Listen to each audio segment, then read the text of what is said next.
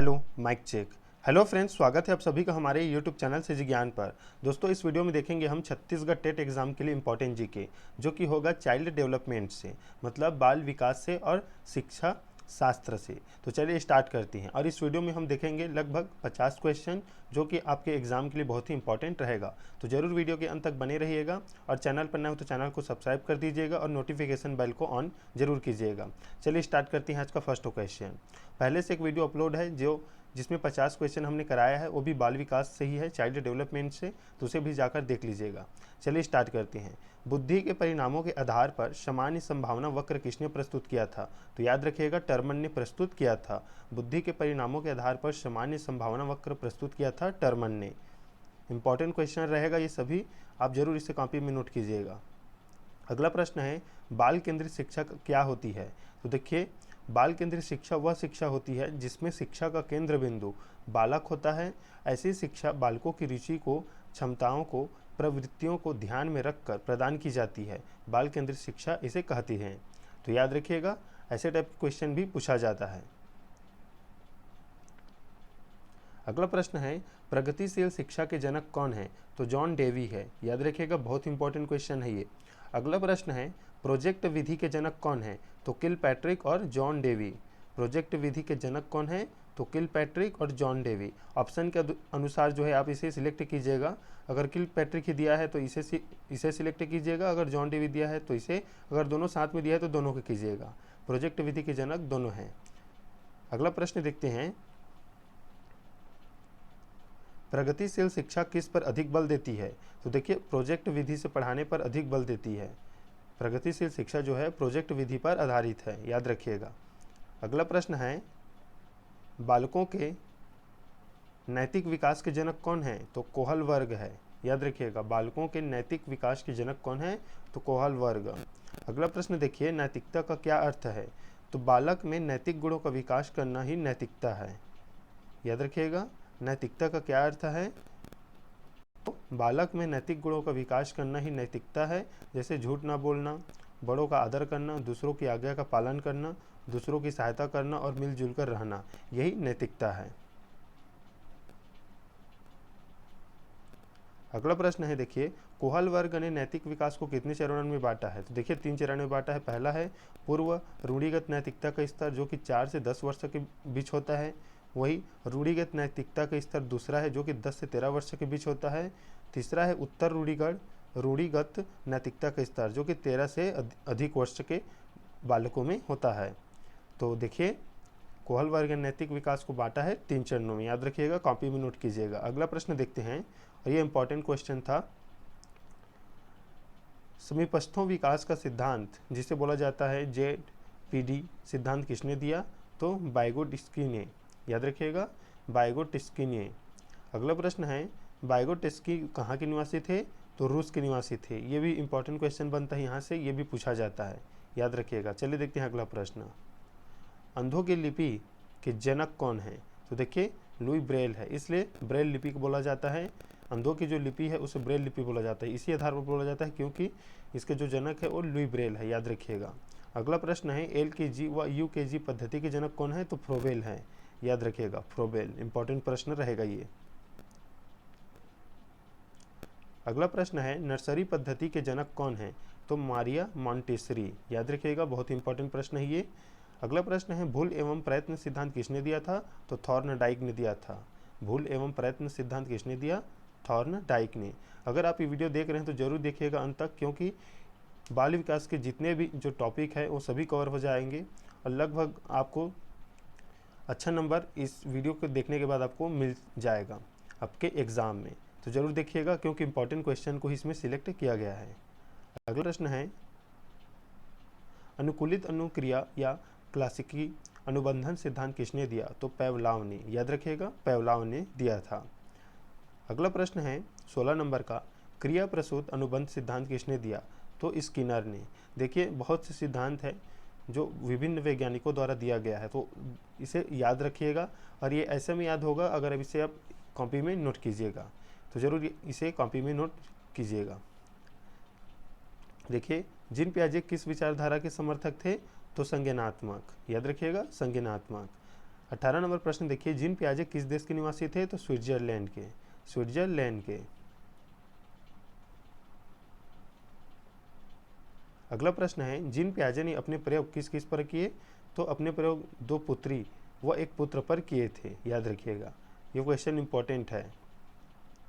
अगला प्रश्न है, वह कौन मनोवैज्ञानिक है जो पहले जीव विज्ञान के प्रोफेसर थे, बाद में मनोविज्ञान के प्रोफेसर बने? तो जीन पियाजे, याद रखिएगा। देखिए 21 नंबर क्वेश्चन जो है, वाइगोट्स्की ने बालकों के विकास के लिए कौन सा सिद्धांत दिया था? तो संज्ञानात्मक विकास का सिद्धांत दिया था, याद रखिएगा, वाइगोट्स्की ने।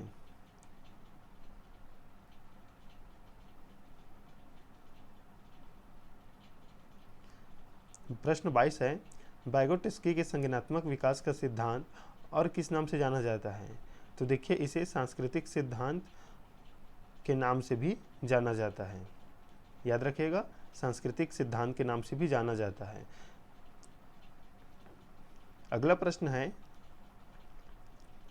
23 नंबर का, संज्ञानात्मक विकास का सिद्धांत कितने विद्वानों ने दिया था?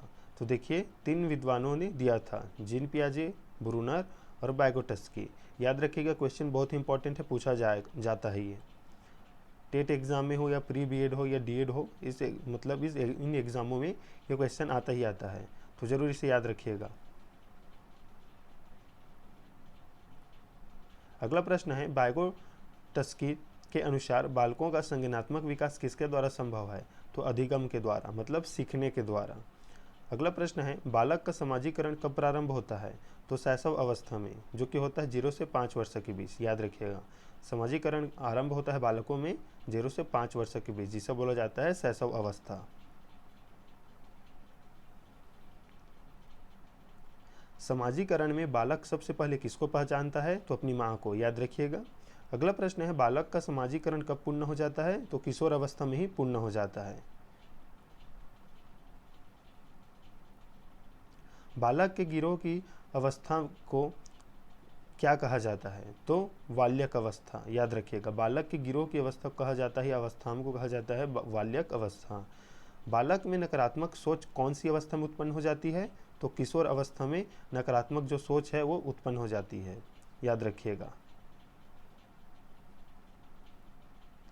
सामाजिक अधिगम का सिद्धांत किसने दिया था? मतलब सामाजिक सीखने का सिद्धांत किसने दिया था? तो बंदूरा और वाल्टर ने। इंपॉर्टेंट क्वेश्चन है ये। जीन पियाजे ने संज्ञानात्मक विकास को ध्यान में रखते हुए बालक की कितनी अवस्थाएं बताई थी? तो 4 अवस्थाएं बताई थी, याद रखिएगा, जीन पियाजे ने 4 अवस्थाएं बताई थी। बालक में चिंतन का प्रारंभ किस अवस्था में होता है? तो 2 से 7 वर्ष में बालक में चिंतन प्रारंभ हो जाता है। जीन पियाजे के अनुसार समायोजन की कितनी अवस्थाएं होती है, या इसे क्या कहा गया है? तो संवेदी ज्ञात्मक अवस्था कहा गया है। समायोजन की अवस्था को क्या कहा गया है? मतलब जीन पियाजे ने क्या कहा है? तो संवेदी गत्यात्मक अवस्था। अगला प्रश्न है, जीन पियाजे के अनुसार विकास की किस अवस्था को मुख्य परिवर्तन बिंदु कहा गया है? तो ठोस संक्रियात्मक अवस्था को। अवधान संबंधी विकार संबंधित है तो ADHD से, याद रखिएगा। अगला प्रश्न है, भोजन ग्रहण करने संबंधी समस्या को क्या कहा जाता है? मतलब जो भोजन ग्रहण करने के से संबंधित जो समस्या है उसे क्या कहा जाता है? तो बुलिमिया कहा जाता है। अमेरिका में वंचित बालकों के लिए योजना चलाई गई, तो ब्रॉन्जिग योजना, ब्रॉन्जिग योजना, याद रखिएगा। अमेरिका में वंचित बालकों के लिए योजना क्या चलाई गई है? तो ब्रॉन्जिग योजना। गिलफोर्ड ने सृजनशील प्रक्रिया के कितने चरण बताए? तो 5। अगला प्रश्न है, किशोर अवस्था को तूफानों की अवस्था कहा है, किसने कहा है? तो स्टैनली हॉल ने, याद रखिएगा, तूफानों की अवस्था किसने कहा है किशोर अवस्था को? तो स्टैनली हॉल ने। अगला प्रश्न देखिए 40 नंबर का, नैतिक विकास का सिद्धांत किसने दिया है? तो कोहल वर्ग ने। बाल विकास का उद्देश्य क्या है? तो बालक का सर्वांगीण विकास करना, याद रखिएगा। अगला प्रश्न है, मूल प्रवृत्ति का सिद्धांत किसने दिया था? तो मैकडूगल ने, याद रखिएगा, मैकडूगल ने मूल प्रवृत्ति का सिद्धांत दिया था।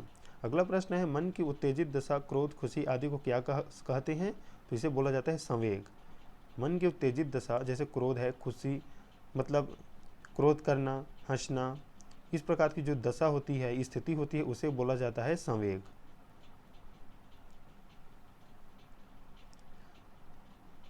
रिपीट हो गया क्वेश्चन। देखिए अगला प्रश्न देखिए, आवश्यकता का पद सोपान सिद्धांत किसने दिया था? तो अब्राहिम मैस्लो ने। इंपॉर्टेंट प्रश्न है 44 नंबर का, देख लीजिएगा।